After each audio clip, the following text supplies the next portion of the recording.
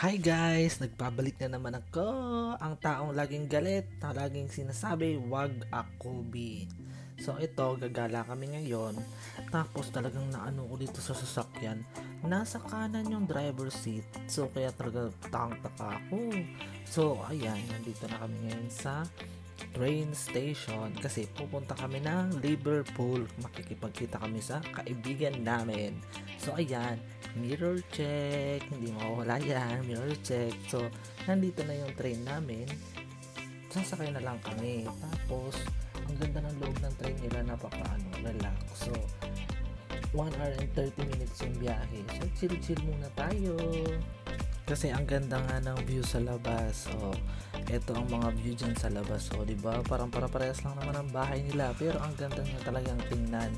Tapos hanggang sa malapit na kami dun sa Liverpool, pag nakita nyo na tong parang sapa, ewan ko ano tawag dyan, bahala kayo. So nandito na kami sa Liverpool station, hinahanap na lang namin yung person, ang taong may pakana kung bakit kami nandito sa UK.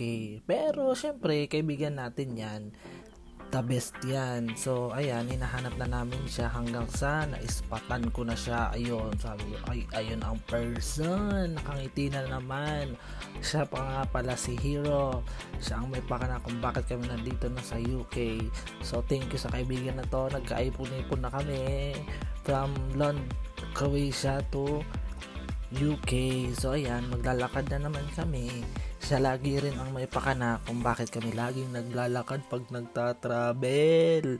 So ayan, tatawid na kami kasi meron kaming gustong puntahan.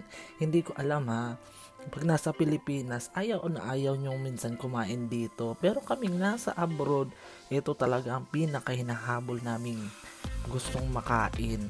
So, syempre, bago kami makarating doon, mahaba-habang lakaran na naman. Ay, nako, itong mga person na to, gustong-gusto lagi naglalakad. Pero okay lang kasi nga, ang ganda ng lugar. So, ayan, nakita na namin si Jollibee. Yan talagang hinahabol namin dito. Yung unang dating pa lang, sabi ko, punta tayo Jollibee. Pero pag nasa Pilipinas, ayaw nang kumain. Pero yan, syempre, selfie muna, pero kumain agad yung isa. O, kaya ayan, sabi ko, picture muna. O, diba, pak, ngiti ang mga person. So, ayan, fast forward, lafangan na. Siyempre, hindi mawawala yung mga kwentuhan namin na doon sa Croatia lagi. So, ayan, naglakad-lakad na naman kaming mall. Dito kami sa mga sapatosan. Kahinaan ko ang mga sapatos. So, lumabas ako ng walang pera.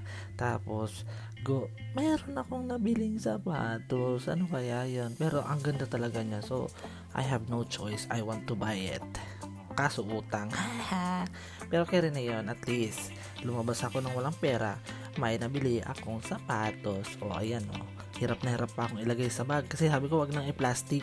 Sige na, okay na, dito na lang sa bag. Kasi may bayad po ang plastic dito, ha?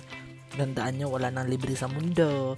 So ayan, nakikipag-away pa ako dyan. Sabi na, bili ka ng plastic. Sabi ko, hindi na, isasalpa ko dito sa bag. Kasi kaya naman, ipinilit ko talaga yan, inaaway na ako ng mga person. Sabi ko, hindi. Tapos, syempre, gala na naman kami. Lakad na naman ng lakad ang mga person. So, andito kami sa, parang, gilid ng, parang Manila Bay, ba? Nag-ikot kami dyan kasi nga meron dyan lang mga souvenir shop. So naghanap kami ng souvenir ng Liverpool.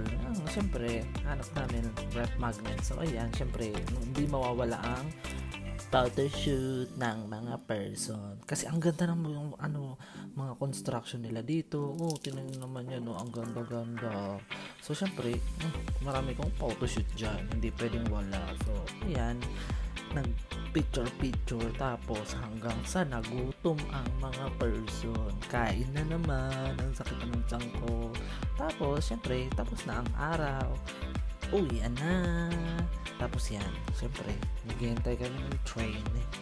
Tapos eto na ang huling araw. Thank you, bye.